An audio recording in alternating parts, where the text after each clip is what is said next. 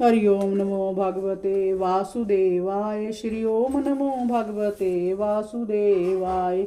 7 दीपों वाली पृथ्वी का धर्म पूर्वक शासन करते हैं। वह अपनी महारानी सतरूपा के साथ तुमसे मिलने आएंगे। उनकी एक अति सुंदर कन्या देवहूति विवाह के योग्य है। वह उससे तुम्हें अर्पण करेंगे। तुम उसका पारिग्रहण करके उसकी कोख से 9 कन्याओं को जन्म दोगे।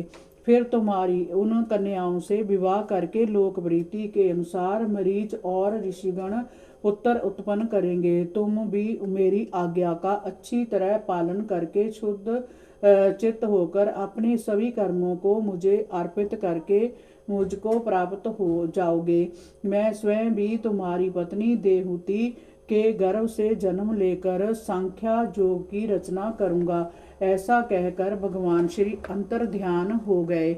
मैत्रेय जी ने विदर जी से कहा, लेकिन कर्दम ऋषि प्रसन्न होकर वही सरस्वती नदी के तट पर बिंदु सरोवर नामक स्थान पर रुके रहे और महाराज मनु की जी के आने की प्रतीक्षा करने लगे।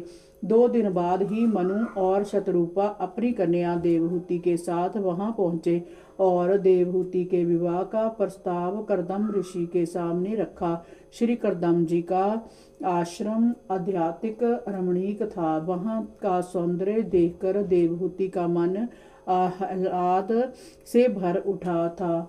वह मन ही मन ऋषि कर्दम को अपना पति स्वीकार कर चुकी थी। 22वां अध्याय। देवहूति के साथ ऋषि कर्दम प्रजापति का विवाह। महाराज मनु के प्रस्ताव को सुनकर ऋषि कर्दम संकोच में भर उठे।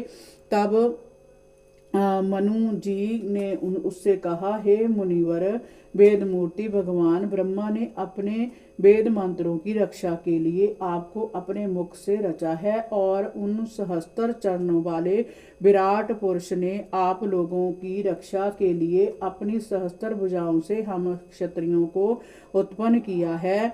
हम दोनों ही श्री हरि की इच्छा अनुसार इस धरती पर अवतरणीय हुए हैं। जय मेरा बड़ा भाग्य है जो मुझे आपके दर्शनों का सौभाग्य प्राप्त हुआ है। आप कृपया संकोच छोड़ें और मुझ दीन की प्रार्थना स्वीकार कर मेरी कन्या का पाणी ग्रहण करें। जय ग्रस्थों चित्त कार्यों से में सब प्रकार से योग्य है। महाराज मनु की बात सुनकर ऋषि कर्दम ने उनका प्रस्ताव स्वीकार कर लिया। हरि ओम नमो भगवते वासुदेवाय। श्री ओम नमो भगवते वासुदेवाय।